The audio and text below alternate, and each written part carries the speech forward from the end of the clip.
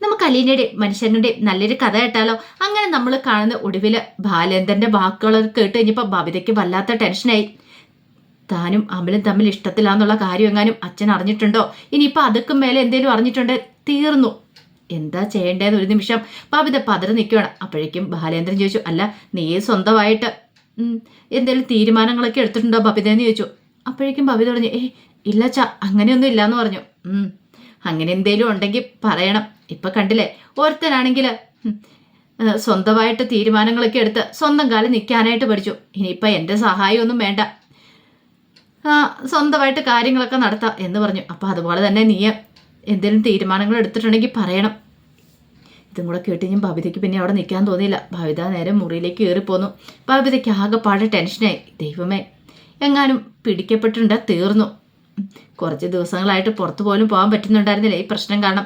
അമലിനെ കാണാനോ അവനോട് ഒന്ന് നേരെ ചൊവ്വേ സംസാരിക്കാനോ പോലും പറ്റുന്നില്ല. അപ്പം അതിൻ്റെ ഒരു ടെൻഷനൊക്കെ ബബിതയ്ക്കുണ്ടായിരുന്നു. ആ സമയത്ത് അമലിൻ്റെ മെസ്സേജും വന്നു. അപ്പോഴേക്കും ബബിത പറഞ്ഞു, അതെ അച്ഛൻ ഇവിടെ വന്നിട്ടുണ്ട്, പോരാത്തതിന് എനിക്ക് പുറത്തിറങ്ങാൻ പോലും പറ്റില്ല, എനിക്ക് നിന്നെ കാണണം എന്നൊക്കെ ഉണ്ട്. അപ്പോഴേക്കും അമൽ പറഞ്ഞു, നീ ഒരു കാര്യം ചെയ്യുക, പുറത്തു വാ, നമുക്ക് മീറ്റ് ചെയ്യാന്ന് പറഞ്ഞു. എങ്ങനെ വരാനാ? ഞാൻ എന്തെന്നും പറഞ്ഞ് വരാനാ? ഹോസ്പിറ്റലിലേക്കൊന്നും പറഞ്ഞ് പഴയതുപോലെ എനിക്ക് വരാനൊന്നും പറ്റില്ല എന്നും പറഞ്ഞുകൊണ്ട് ബബിത തിരിച്ച് മെസ്സേജ് അയക്കുകയാണ്. ബബിതയ്ക്കാണെങ്കിൽ എങ്ങനെയെങ്കിലും ആ വീട്ടിൽ നിന്ന് ഇറങ്ങി പോയാൽ കൊള്ളാമെന്നുണ്ട്. പക്ഷേ പോകാൻ പറ്റാത്തൊരു സിറ്റുവേഷൻ ആണല്ലോ. അതുകൊണ്ട് മാത്രം അല്ലെങ്കിൽ നല്ല പറ്റിയൊരു അവസരമായിരുന്നു. ബാലേന്ദ്രനും ഹോസ്പിറ്റലിൽ, വൈജയന്തി ഹോസ്പിറ്റലിൽ, ചോദിക്കാനും പറയാനും ആരുമില്ല, തോന്നിയ ദിവസം നടക്കാമെന്നൊരു ചിന്തയൊക്കെ ആയിരുന്നു. പക്ഷേ അതൊന്നും നടക്കാത്തതിൻ്റെ ഒരു ബുദ്ധിമുട്ടും കാര്യങ്ങളും ബബിതയ്ക്ക് ഉണ്ടായിരുന്നു താനും. ഇതേ സമയത്ത് അലീനെ രേവതിക്കുട്ടി വിളിക്കുന്നുണ്ട്. രേവതിക്കുട്ടി വിളിച്ചിട്ട് വിശേഷങ്ങളൊക്കെ തിരക്കുന്നുണ്ട്. അപ്പോഴേക്കും അലീന പറഞ്ഞു, അതെ അച്ഛൻ ഡിസ്ചാർജായി വന്നിട്ടുണ്ടെന്ന് പറഞ്ഞു. ആണോ? അങ്കിൾ വന്നോന്ന് ചോദിച്ചു. അങ്കിളിന് ഇപ്പം എങ്ങനെയുണ്ട്? കുഴപ്പമില്ല എന്ന് പറഞ്ഞു. അല്ല, രോഹിത്തേട്ടൻ ജാമ്യം എടുക്കുന്ന കാര്യത്തെക്കുറിച്ച് വല്ലതും ചോദിച്ചോന്ന് ചോദിച്ചു. ഇല്ല മോളെ, ഞാൻ അതിനെക്കുറിച്ചൊന്നും ചോദിക്കാൻ പോയില്ല. അച്ഛൻ്റെ മനസ്സിൽ ഇപ്പം എന്തായാലും പെട്ടെന്ന് ടെൻഷൻ കൊടുക്കണമെന്ന് വിചാരിച്ചു, അല്ലെങ്കിൽ തന്നെ അച്ഛന് നല്ല ടെൻഷൻ ഉണ്ട്. ആ സമയത്ത് രേവതിക്കുട്ടി പറഞ്ഞു, ഒരു കാര്യം ചെയ്യുക, ചേച്ചി 2 ദിവസത്തേന് ഇങ്ങോട്ടേക്ക് വാന്ന് പറഞ്ഞു. അതെങ്ങനെ ശരിയാവും മോളെ? ഈ സമയത്ത് ഞാൻ എങ്ങനെ അങ്ങോട്ടേക്ക് വരുന്നത്? ഇവിടെ വേറെ ആരുണ്ട്? ഞാനല്ലേ ഉള്ളൂ. ഇപ്പോൾ അച്ഛനാണെങ്കിലും നല്ല ടെൻഷനില്ല. ഈ സമയത്ത് ഞാൻ ഇവിടെ തന്നെ വേണം. എനിക്കങ്ങനെ ഓടി വരാൻ പറ്റുന്ന കാര്യമാണോ? അമ്മയാണല്ലോ ഹോസ്പിറ്റലാണ്, അമ്മയാണെങ്കിലും ഇവിടെ ഉണ്ട്, എനിക്ക് പ്രശ്നമില്ലായിരുന്നു. പക്ഷേ എനിക്കങ്ങനെ ഓടി വരാൻ പറ്റില്ലോ എന്നൊക്കെ പറഞ്ഞ് രേവതിക്കുട്ടിയെ സമാധാനിപ്പിക്കുന്നുണ്ട്. രേവതിക്കുട്ടി പറഞ്ഞ്, ഞാൻ പറഞ്ഞെന്നേ ഉള്ളൂ, ചേച്ചിയുടെ ടെൻഷനും കാര്യങ്ങളൊക്കെ എനിക്ക് മനസ്സിലാവുന്നുണ്ട് എന്ന് പറഞ്ഞു. അതേ സമയത്ത് വീട്ടിലെ കാര്യങ്ങളൊക്കെ അറിയാനായിട്ട് കൃഷ്ണമോളെ വിളിക്കുകയാണ് വൈജയന്തി. അങ്ങനെ വൈജയന്തി വിളിച്ച് സംസാരിക്കുന്ന സമയത്ത് കൃഷ്ണമോള് ചോദിച്ചു, അമ്മയ്ക്ക് എങ്ങനെയുണ്ടോ? ഇപ്പോഴെങ്കിലും നീ ചോദിച്ചില്ല എങ്ങനെയുണ്ടെന്ന്. അല്ലെങ്കിലും എൻ്റെ കാര്യം തിരക്കാനായിട്ട് ആരാ ഉള്ളത്?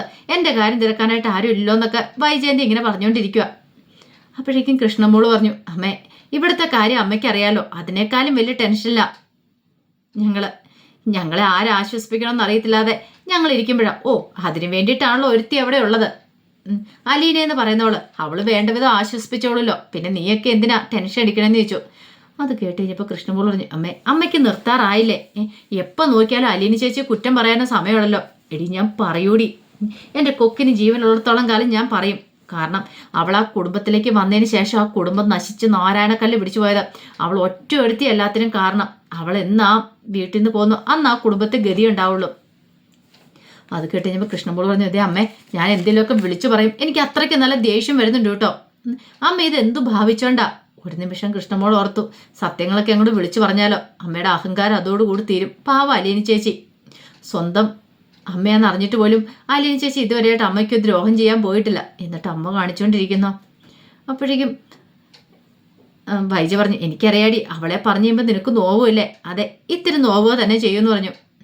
അമ്മയ്ക്ക് ഈ അമ്മയുടെ കുശുമ്പും കുന്നായ്മത്തിലൊന്ന് നിർത്താവോ? അന്നോ ഈ കുടുംബം നന്നാവുള്ളൂ, അമ്മയുടെ മനസ്സ് നന്നാവത്തോളം എന്ന് പറഞ്ഞു. എടി നീ എന്നെ കൂടുതൽ നന്നാക്കാനൊന്നും വരണ്ട. അവൾ ആ വീട് വിട്ടു പോയാലോ എൻ്റെ മനസ്സിലൊരു സന്തോഷ സമാധാനം അവളടി. എൻ്റെ മനസ്സിൽ നിന്ന് അവളോടുള്ള ദേഷ്യം പോകണമെങ്കിൽ അവൾ ആ വീട് വിട്ടു പോകണം, അല്ലെങ്കിൽ അവൾ മരിക്കണം എന്ന് പറഞ്ഞു. അമ്മയോട് ഇനി സംസാരിച്ചുകൊണ്ടിട്ടുണ്ടെങ്കിൽ എനിക്ക് ഭ്രാന്ത് പിടിക്കും. അമ്മ എന്താന്ന് ചെയ്യുക എന്നും പറഞ്ഞുകൊണ്ട് ദേഷ്യപ്പെട്ട് കൃഷ്ണമോൾ കോള് കട്ട് ചെയ്തു. ആ സമയത്ത് അതും കേട്ടോണ്ട് അലീനെ അങ്ങോട്ടേക്ക് വരുന്നേ. അലീനയെ കണ്ടു കഴിഞ്ഞപ്പോഴത്തേനും കൃഷ്ണമോൾക്കും ഭയങ്കര സങ്കടമായി.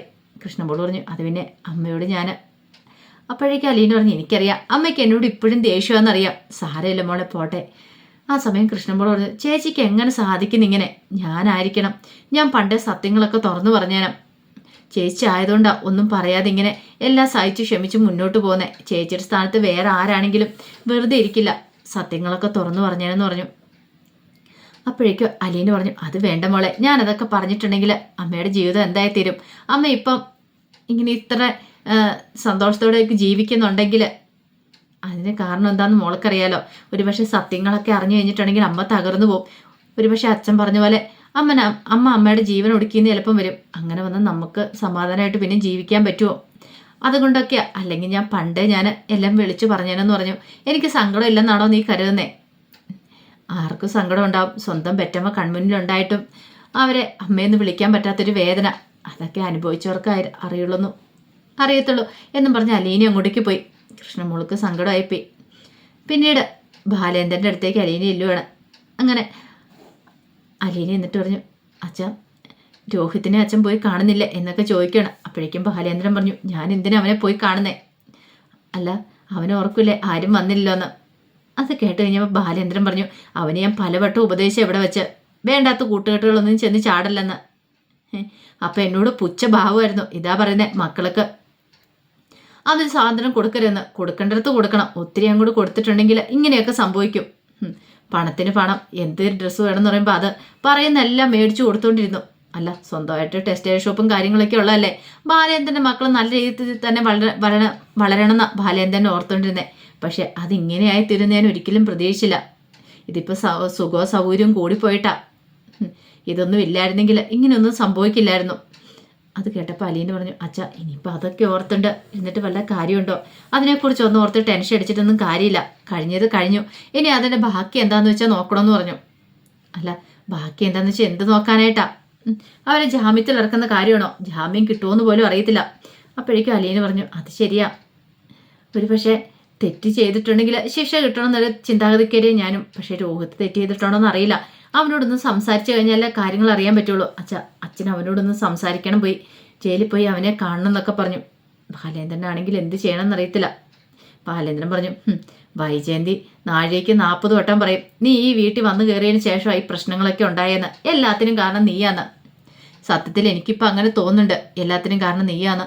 അത് കേട്ടപ്പോൾ അലീന ഒരു അന്താളിപ്പോടുകൂടി ബാലേന്ദ്രനെ നോക്കണം. ബാലേന്ദ്രൻ പറഞ്ഞു, നീ വന്നതിന് ശേഷമല്ലേ ഞാൻ പല സത്യങ്ങളും അറിയണേ. ഒരു കുടുംബം എന്ന് പറഞ്ഞാൽ എന്താണെന്നറിയാവോ? അതിൻ്റെ തൂണുകൾ, കുടുംബത്തിൻ്റെ തൂണെന്ന് പറഞ്ഞാൽ പരസ്പര വിശ്വാസം, സ്നേഹം, അതൊക്കെ ആയിരിക്കണം ആ കുടുംബത്തിൻ്റെ അടിത്തറ എന്ന് പറഞ്ഞാൽ. അടിത്തറയും തൂണും. പക്ഷെ ഇവിടെ അതുണ്ടായില്ല. ഇത്രയും കാലം ഞാൻ കെട്ടിപ്പൊയ്ക്കൊണ്ട് വന്നതെല്ലാം വെറും ഒരു മിഥ്യാധാരണ മാത്രമെന്ന് പിന്നീട് എനിക്ക് മനസ്സിലായത്. ഞാൻ ഒന്നുമല്ലാതെ തീർന്ന് നീ വന്നതിന് ശേഷമാണ്. എല്ലാവരും എന്നെ വഞ്ചിച്ചുകൊണ്ടിരിക്കുവാന്ന് അറിഞ്ഞ് നീ വന്നതിന് ശേഷം മാത്രമാണ്. പിന്നെ എനിക്ക് എന്ത് ചെയ്യണമെന്ന് എനിക്ക് പോലും അറിയത്തുണ്ടായിരുന്നില്ല.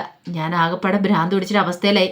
നിനക്ക് കാര്യങ്ങളൊക്കെ അറിയാലോ. അപ്പോഴേക്കും അലീന പറഞ്ഞു, അച്ഛാ എന്തിനാ ഇനിയിപ്പോൾ ദേഷ്യവും വൈരാഗ്യം കാണിക്കുന്നത്? കഴിഞ്ഞ കാര്യങ്ങൾ കഴിഞ്ഞില്ലെന്ന് ചോദിച്ചു. അതെ, കഴിഞ്ഞത് കഴിഞ്ഞു. പക്ഷേങ്കിൽ അതങ്ങൾ പെട്ടെന്ന് മറക്കാൻ പറ്റുന്ന കാര്യമാണോ? നിനക്കറിയാലോ ഞാൻ ഈ കുടുംബത്തെ എങ്ങനെ മുന്നോട്ട് കൊണ്ടുപോയിക്കൊണ്ടിരുന്നതെന്ന്.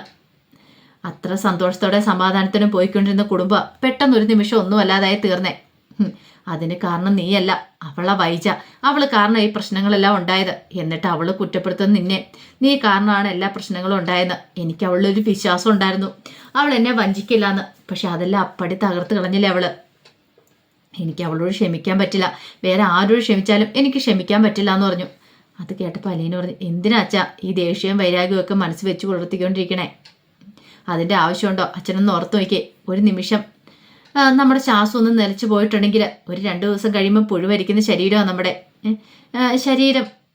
അതോടുകൂടി തീർന്നു. അറിയാലോ, പുഴുവരിച്ച് പോകുന്ന ആ ശരീരം നമ്മൾ കൊണ്ടു നടക്കുന്നത്. അപ്പം പിന്നെ നമ്മളിങ്ങനെ വാശിയും വരികയും കാണിക്കേണ്ട കാര്യമുണ്ടോ അച്ഛാ എന്നും പറഞ്ഞുകൊണ്ട് അലീന അങ്ങോട്ടേക്ക് ഇറങ്ങിപ്പോയി. ബാലേന്ദ്രന് വല്ലാത്തൊരു ടെൻഷനായി അലീനയുടെ വാക്കുകളൊക്കെ കേട്ടിഞ്ഞപ്പം. പക്ഷെ എന്ത് ചെയ്യാൻ പറ്റും, പറഞ്ഞിട്ട് കാര്യമൊന്നുമില്ലല്ലോ. അലീന അങ്ങനെ പറഞ്ഞാലും ബാലേന്ദ്രൻ്റെ മനസ്സിൽ വൈജയന്തിയോട് നല്ല ദേഷ്യം തന്നെയായിരുന്നു. കുറച്ച് സമയം കഴിഞ്ഞപ്പോഴാണ് മണിശങ്കർ അങ്ങോട്ടേക്ക് വരുന്നത്.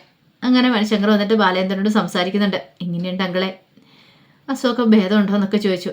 അപ്പോഴേക്കും ബാലേന്ദ്രൻ പറഞ്ഞു, ശരീരത്തിൻ്റെ അസുഖത്തിന് ഭേദമുണ്ട്, പക്ഷെ മനസ്സിന് ഇതുവരെ ആയിട്ടും ഭേദമായിട്ടില്ലെന്ന് പറഞ്ഞു. നിനക്കറിയാലോ മനു, ഞാനിപ്പോൾ അനുഭവിച്ചുകൊണ്ടിരിക്കുന്ന വേദന എന്താന്ന്. അച്ഛനായി പോയില്ലേ, മകൻ്റെ ഒരു ആപത്ത് വന്നിട്ടുണ്ടെങ്കിൽ കണ്ടില്ലെന്ന് നടിക്കാൻ പറ്റില്ലല്ലോ എന്നൊക്കെ പറഞ്ഞ് തൻ്റെ മനസ്സിലുള്ള വേദനകളും വിഷമങ്ങളും ഒക്കെ പറയണം. അത് കേട്ടിപ്പോൾ മനുഷ്യങ്കർ ആശ്വസിപ്പിക്കുന്നുണ്ട്.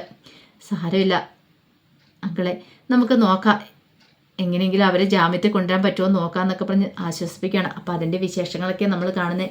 ആ വിശേഷങ്ങൾക്കായി നമുക്ക് എല്ലാവർക്കും കാത്തിരിക്കാം കേട്ടോ. ഒരിക്കൽ കൂടി എല്ലാവർക്കും ശുഭദിനം നേർന്നുകൊണ്ട് നിർത്തുന്നു. നന്ദി.